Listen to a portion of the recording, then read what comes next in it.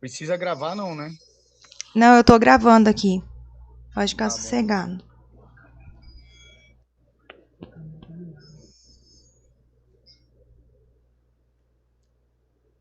Boa tarde. Eu vou apresentar o trabalho sobre queimaduras, né? Da disciplina de Pediatria 2. Os alunos participantes são Bruno Versosa, que sou eu, a Jéssica e o Henrique Ávila. A docente é a doutora Thais Ocelano. A gente pode ver uma queimadura, né, de uma criança, de um ninho de mais ou menos 4 a 5 anos, né, na região da face. Então, qual é a definição de queimadura, né? São lesões em tecidos orgânicos como resultado de traumatismo de origem térmica, né? Eu acho que tem alguém pedindo para entrar.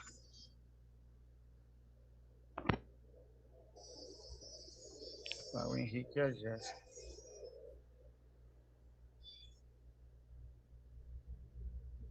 É,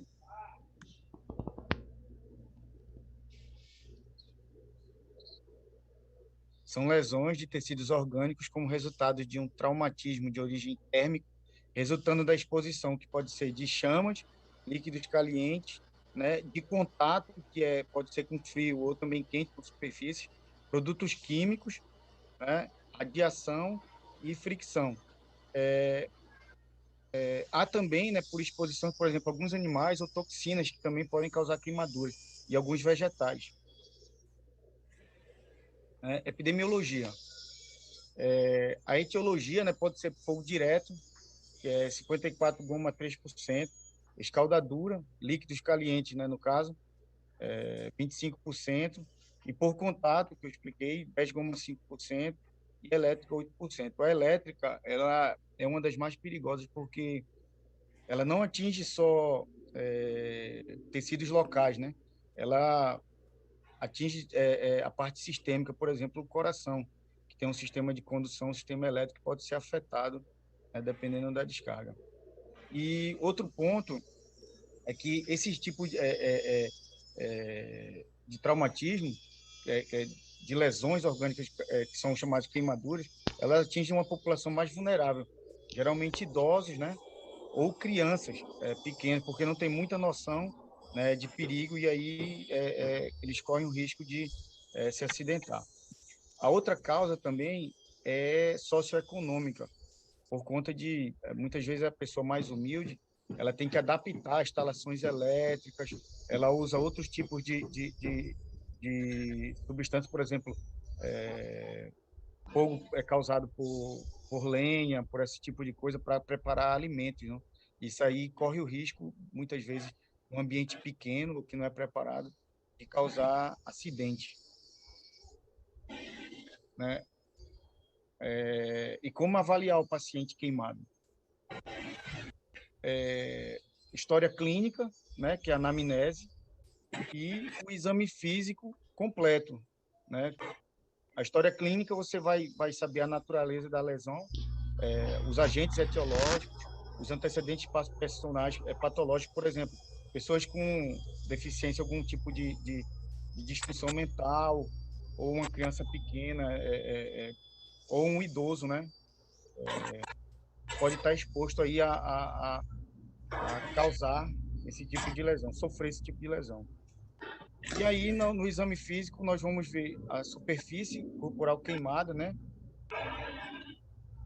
Muitas vezes tem alguns pontos principais para isso, que é a etiologia, né? Seria o que causou a lesão, né? A superfície queimada, que é a extensão, né? A profundidade da lesão. E aí nós temos algumas coisas que podem nos auxiliar, né? Que é a regra dos 9 e o esquema de Lund-Baunder. Acredito que pronuncia assim. Apresentação clínica. Na anamnese, vai perceber que geralmente, né, acometem mais grupos vulneráveis. Aquilo que eu falei, a idade, com algum tipo de deficiência ou comprometimento socioeconômico. Aí na história nós vamos ver se pode ter outros danos associados a inalação de monóxido de carbono, pela queimadura das fibras nasais ou comprometimento das vias aéreas, né? E sinais de negligência ou maltrato. O que acontece? Parece absurdo falar, mas muitos idosos e muitas crianças também são vítimas, né, de maus tratos infantil e senil, no caso.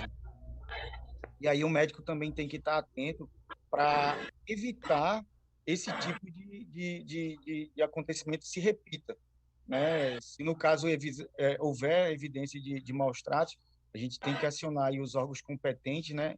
E também tem que ter cuidado de se pronunciar, porque a história clínica, ela é um documento médico legal, né? E pode ter aí as suas complicações, então a gente tem que estar sempre atento a isso. No exame físico foi aquilo que eu também já tinha falado, né? Nós vamos ter noção aí da localização, da extensão e da profundidade. Além de ter alguns cuidados básicos, como retirar as vestes, né, do paciente, ver se teve sinais de inalação, feito o chamuscamento das fibras nasais, escarro, né, o esputo com resíduos carbônicos ou queimaduras faciais.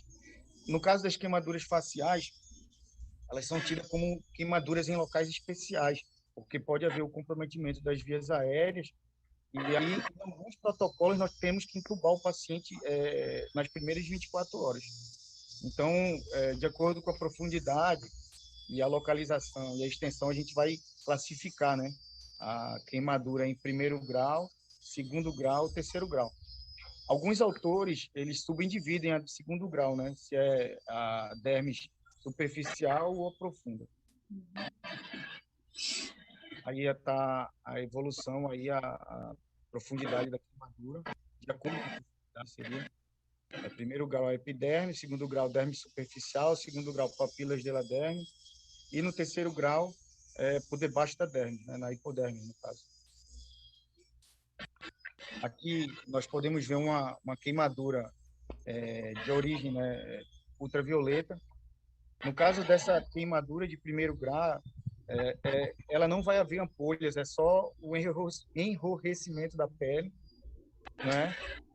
E, no caso, ela vai se apresentar eritematosa, dolorosa, né? Com edema local, mas sem ampolhas, e cura de 5, mais ou menos, de 3 a 10 dias, no caso.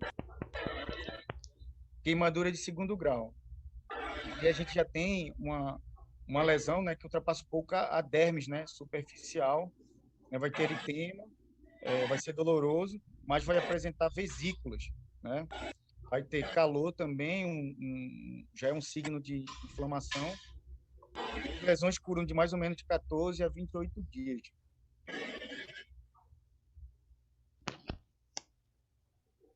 Que no caso já é queimadura de terceiro grau. A gente vai ver que a epidermis foi comprometida, a dermis foi comprometida, e elas são severas. Se tiver acima de 1 centímetro, já necessita também, por caso de encher.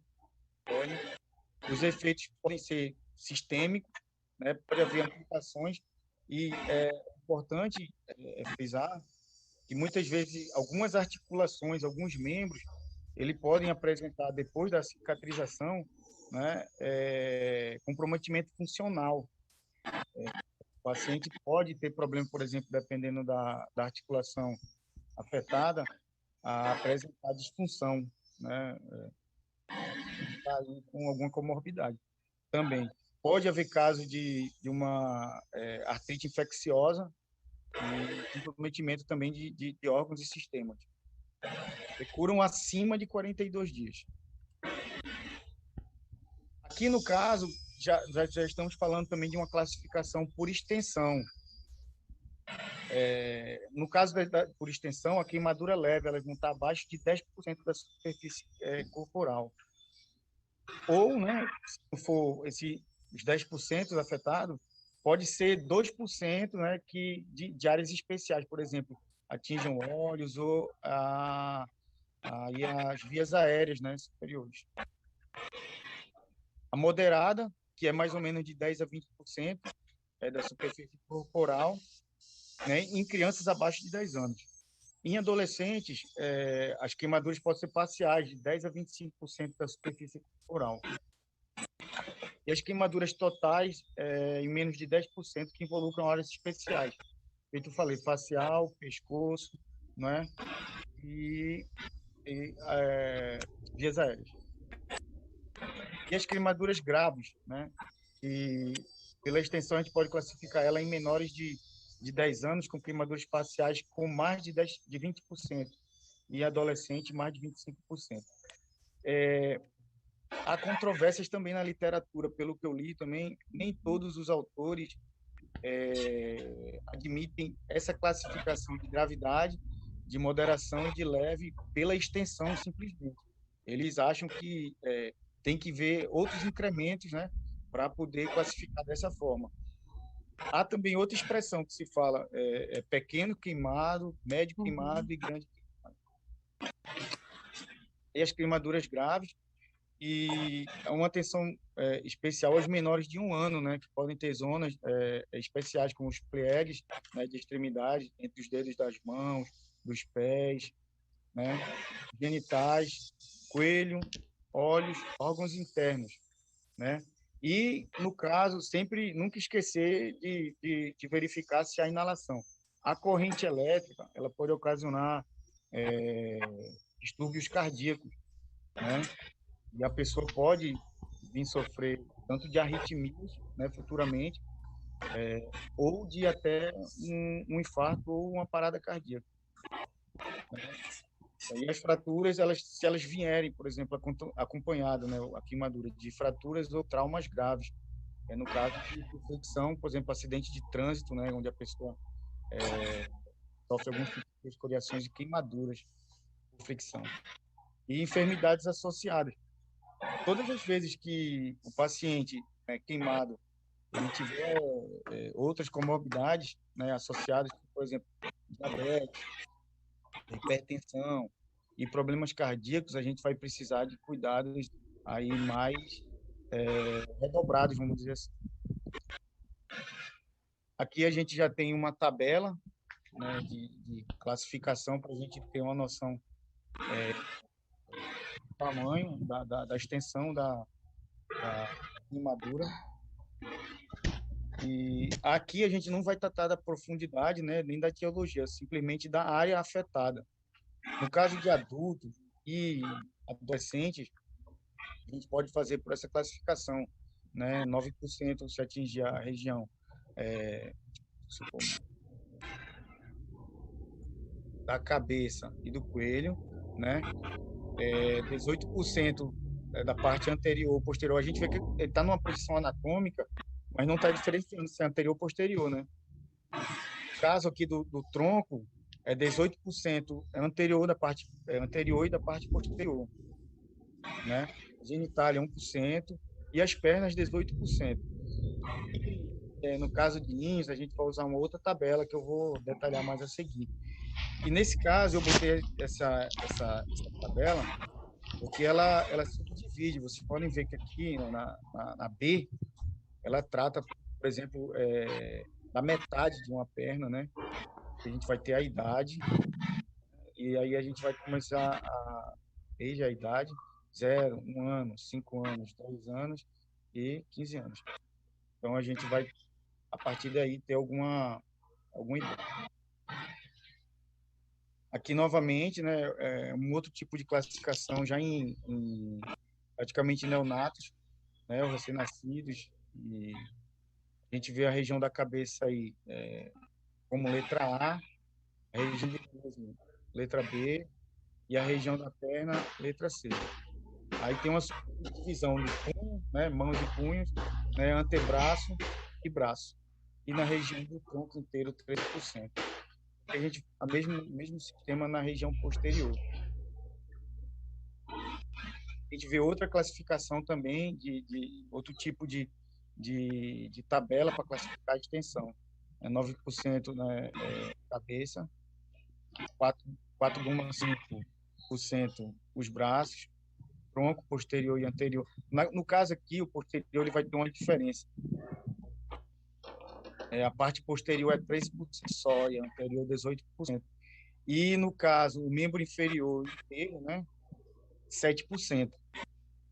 Só para a gente ter uma noção dos tipos de tabela que existem. Aqui uma outra tabela que trata simplesmente tanto o anterior quanto o posterior, né? Eu acho que essa aqui não é muito viável e bem diferente das outras. Aqui a gente vê uma que é uma das mais usadas, né? A de Lowndes Brown, aí leva em relação às proporções, né? A gente vai ter uma parecida, mãos e punhos, antebraço, braço 2%, né? Tronco 13%, anterior e posterior 13%.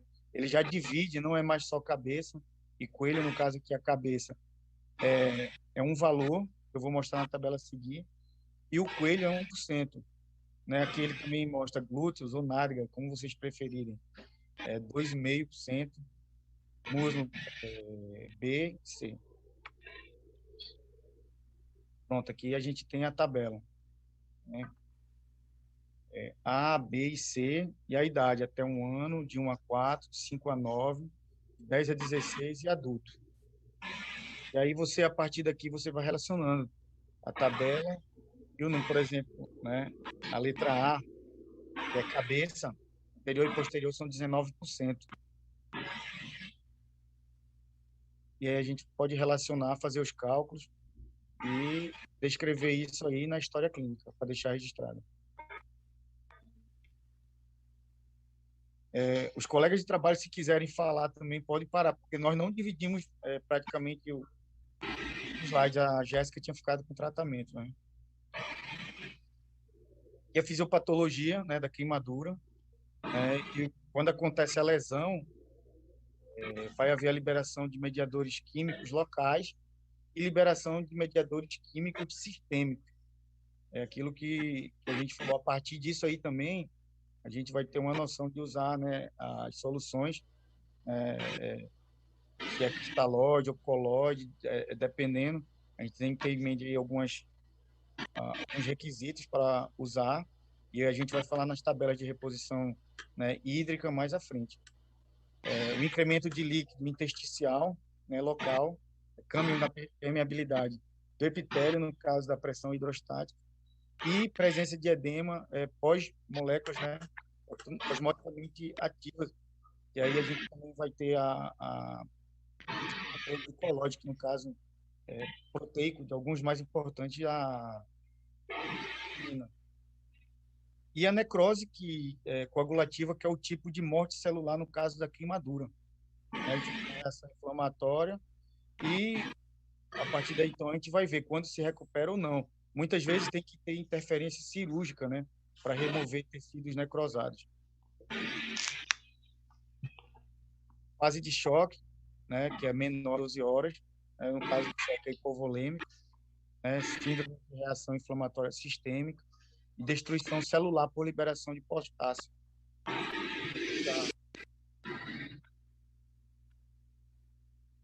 Há uma fase de reabsorção, né, quando se resolve o edema, a normalização do capilar. Na hora que os mediadores inflamatórios eles atuam no capilar, aí há extravasação de líquido, tanto para o extracelular, né, intersticial, quanto há, com o tempo, a reabsorção. E aí é importante frisar que tem que ficar atento sempre na reposição de líquidos, né, para não perder o paciente aí. E no caso de queimaduras da face, comprometimento das vias aéreas, a gente vai ter que sim ou sim entubar o paciente, né? Porque o edema da mucosa, alguns edemas na mucosa e nas vias aéreas superiores, eles não são resolvidos com corticoide. Daí, muitas vezes, dependendo da avaliação, é melhor você entubar o paciente do que deixar que isso aí se complique, né? A hipovolêmica, já falei, e os transtornos hidroeletrolíticos. Na fase de inflamação e infecção, né? Aí pode acontecer na primeira semana, sepse, né? E pneumonia, falha orgânica múltipla. A gente tem que ter em mente que pode acontecer sepsis e aí também deixar complicar, né, dependendo da etiologia, se usar alguns antibióticos, né, cuidado com a limpeza e a manutenção aí dessa fase, né, de pós-inflamatória. Pneumonias, essa pneumonia ela pode acontecer tanto por lesão, né, pulmonar, pela inalação, né, de monóxido de carbono, né, e nas primeiras 24 horas a gente tem que estar atento também para a função neurológica e posteriormente a isso a pneumonia. Os pacientes intubados eles têm mais risco de desenvolver pneumonia hospitalar, né, pelo acesso ao sistema respiratório e ocasionar falha orgânica múltipla, né, pelos órgãos aí que podem estar cometidos. Pode falar, Jéssica. Boa tarde, né?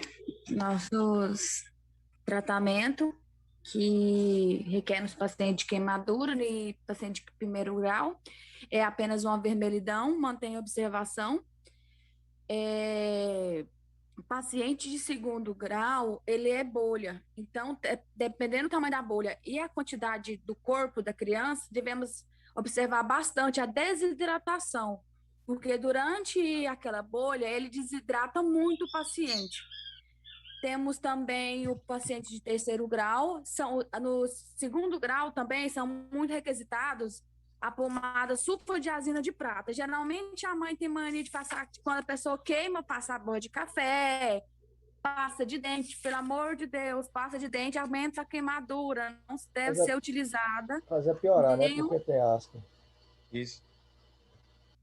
Ela é ácida, né? E não deve ser utilizada. E também, quando a criança queima, geralmente, quando a criança, quando está adulta, devemos lavar com água quente, gelada, água corrente, por alguns minutos. E quando, se tiver, Deus livre, pegar fogo, não devemos, tem que abafar, pegar a criança e abraçar com algo, para que ela não, se ela se aumenta mais com um vento. Também temos no terceiro grau, que deve ser, caso venha...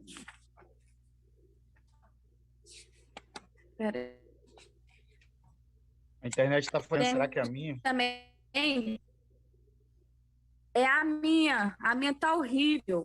Tá? Temos chuvoso aqui, tá horrível, a minha tá cortando demais. E terceiro grau, nós temos algumas medicações, como morfina e nalfubina, que elas podem ser usadas de 3 ou 4, de 3 em 3 horas, 4 em 4, dependendo da dor da criança. Também devemos analisar, passar uma sonda vesical na criança para a gente ver o grau de desidratação. Devemos observar também quando neurológico, quando problema renal. Ao ver da desidratação, temos um problema seríssimo no problema renal da criança. E os curativos devem ser feitos com gases, enrolando a atadura. Eu pesquisei, eu não acho outras coisas sem ser a sulfadiazina de prata. Dependendo da gravidade, igual o nosso amigo Bruno referiu, que eles têm que fazer uma raspagem, né? E levar para o centro cirúrgico, ou também tem um tal do enxerto, que são utilizados, que retira de um lado do corpo da pessoa e colocou também tem as peles sintéticas, que geralmente usa de rã. Pode haver alguma rejeição, mas isso é raro. Caso de intoxicação, algo assim, que precisa de ser entubado, a gente não pode usar o corticóide, como o nosso amigo Bruno falou, porque o corticóide, ele incha mais, ele demasia mais. Então, devemos deixar as vias aéreas livres. Também, quando não há intubação, deixamos a aquecer paciente elevada em graus para a melhor liberação das vias aéreas. E deixa eu ver aqui, as vias aéreas. E o tratamento são broncodilatadores, umidificadores, ventilação mecânica e somente. que eu tenho para falar mais ou menos sobre o tratamento. E também o tratamento não são só medicações. Tem também o estético, que depende do grau de queimadura, psicológico e o funcional, que geralmente da mão, dependendo do grau de queimadura, né? Às vezes pode ficar sem movimento. Psicológico, a criança, dependendo se for rosto ou outra coisa, pode ficar com o psicológico praticamente abalado, porque deforma, dependendo do grau da queimadura do paciente, pode haver bastante deformidade. E existem ocasiões também que não precisa nem ser feito o isolamento do local, né? Para que haja uma circulação de vento e uma respiração de fluxo melhor da pele. Isso. Aí, no caso, a continuação seria os pacientes, né, intubados, né, que não requerem de terapia respiratória agressiva, com broncodilatadores, não umidificadores, né? Os corticosteroides também, que não reduzem o edema, feito nosso colega já falou. A reposição hídrica, né? Menor de 2 anos e a partir de 2 anos. A gente vai ver a solução, né? 10%. Mais para frente, a gente vai ver essa reposição hídrica mais detalhada. Existem algumas fórmulas, né? Aqui a gente vê uma das fórmulas mais utilizadas, que é a de Parkland e Baxter, né? Que se utiliza nas primeiras 24 horas. As primeiras 24 horas é onde a gente tem que ter o máximo cuidado, né? Para evitar uma série de transtornos, né? O esquema é muito utilizado, né? 4 ml por quilo, né? E a porcentagem da região queimada, né? Vezes a região queimada. Aí a gente vai ter a reposição líquida, né? Hídrica, né? E aí está mais da metade do déficit total nas primeiras 8 horas, né? E na segunda metade, 16 horas restantes, se calcula o volume circulante, né? Por quilo peso. E a dieta e a hidratação, né? Usar a solução fisiológica 9%, né? Fazer a metade sempre do volume conforme Parkman, as primeiras 8 horas, e completar o restante nas outras 16 horas. E a gente tem, né, a fórmula, né, de Parkland também, 2 ml quilo peso de cristalóide. Porque o tempo vai acabar. Isso. Acabou o tempo. Então, eu acho que é isso, doutora. Elas já falaram alguns erros graves, né? Que são os transtornos do controle de líquidos. O fluxo urinário, a gente, se não observar também, vamos ter problema. Controlar o peso do paciente e não observar signos clínicos de desidratação. Calcular as perdas extensíveis, né? No caso, monitorar a diurese, né? E água livre, né? Por causa do desequilíbrio, e fazer suporte com cristalóides. Manter, né, uma perfusão volêmica, né, adequada, manter, eu acredito que aí seja 60 milímetros de mercúrio, eu acredito que seja a pressão, gasto urinário, né, 5,5 a 1 ml quilo hora, evitar a administração também excessiva de líquidos, né, para evitar perda de eletrolíticos, e vigiar a hipotermia. Aí o manejo, ela já falou, né? Morfina, malbufina, sei lá. Sonda, né? Nasogástrica, Foley, no caso de alimentação enteral. Não administrar antibióticos empíricos, ou seja, a qualquer. Sempre usar antibióticos relacionados com protocolos para queimadura.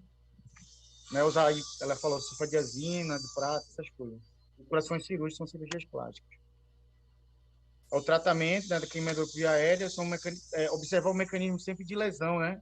Se há obstrução, inalação de toxina, incremento de metabolismo, e incremento dos ventilatórios. Né? Imunossupressores, no caso dos corticosteroides, a progressão da enfermidade obstrutiva e restritiva tardia, quando há lesão pulmonar, né? 77% de mortalidade quando a combinação da queimadura cutânea, né, com comprometimento da via aérea. Lesão térmica, frio ou calor, hipoxêmica por inalação de gás, né, exposição direta a toxinas, eu tinha falado no início, exposição ao sistema da toxina. No caso, algumas serpentes, alguma outras, pode acontecer algum tipo desses. Já falamos, né, que os 3 tipos de lesão, no caso de gás tóxico, são asfixia, irritação e liberação de toxinas sistêmicas. Aí a obstrução também da via aérea. O tratamento de oxigênio, né, em alta concentração, usar broncodilatadores, umidificadores, ventilação mecânica, no caso que eu falei da intubação, e câmara hiperbárica. Como monitorar o paciente, broncoscopia, placa de tórax, gases arteriais, né, gasometria arterial, e níveis de carbohemoglobina. E a reabilitação, ela ocorre mais ou menos em 3 fatores, né? O estético, claro que influencia, psicológico, para ser abalado, e o funcional, no caso de comprometimento de articulações e membros. E aí acabou, doutora. Obrigado. Ficou muito bom o trabalho. Só uma pergunta.